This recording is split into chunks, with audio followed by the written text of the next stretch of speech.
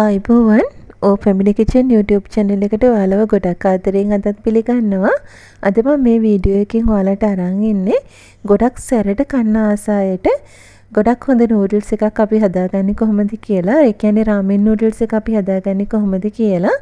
දැන් අපි බලමු මේ noodles එක හදාගන්න මම මොනවද ගත්තේ කොහොමද හැදුවේ කියලා. මෙතන මම අරන් තියෙන්නේ එක්කෙනෙකුට සෑහෙන ප්‍රමාණයේ noodles pack එකක්. ඒ කියන්නේ ග්‍රෑම් 100ක pack එකක් තමයි මම ගත්තේ. අපි ඉස්සෙල්ලාම pan එකක් ලිපේ තියලා ඒකට තෙල් මේස් හැඳි එකමාරක් විතර දාගමු. තෙල් ටික හොඳට රත් වෙද්දි මම මේකට එකතු කරගන්නවා පොඩිවට කපාගත්ත ඉඟුරු සුදු රෝණු ටිකක්. ඒ වගේම පොඩි කොටු කපාගත්ත බීරුණු ටිකකුත් මම මේකට එකතු කරගන්නවා. සුදු රෝණු බීරුණු ටික හොඳට තෙල් එකේ ටෙම්පරාදු කරගමු අපි. දැන් අපිට පුළුවන් මේකට මිරිස් කුඩු එකතු කරගන්න. මිරිස් කුඩු තේ හැන්දක් මම එකතු කරගත්තා. ඒ වගේම කෑලි මිරිස් තේ හැන්දකුත් මම එකතු කරගන්නවා. අපි දැන් මේක ටිකක් කවලම් කරගමු.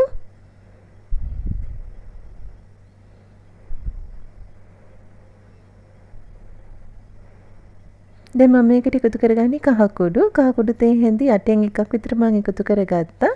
ඒ වගේම ගම්මිරිස් කුඩු තේ හැඳි භාගයක් එකතු කරගන්නවා. මේ වෙලාවේ අපිට පුළුවන් මේකට සීනි ටිකක් එකතු කරගන්න. සීනි තේ හැඳි භාගයක් වගේ එකතු කරගන්න. අපි දැන් මේක ටිකක් කවලම් කරගමු. දැන් මම මේකට එකතු කරගන්නේ සෝයා සෝස්. සෝයා සෝස් තේ හැඳක් එකතු කරගන්න. ඒ වගේම අපිට ඕන කරනවා තක්කාලි සෝස් තේ හැඳි දෙකක් විතර.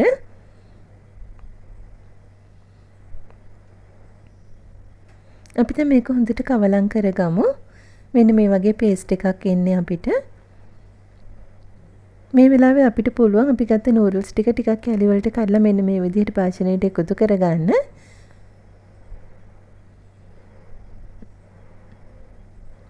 දැන් අපි noodles එක තැම්බෙන්න ඕන ප්‍රමාණයට වතුර තියාගමු.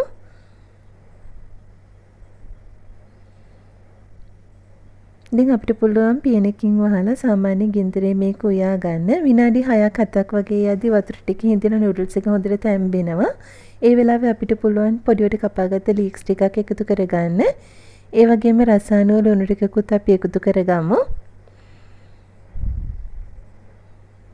දැන් අපි noodles එක හදලා ඉවරයි.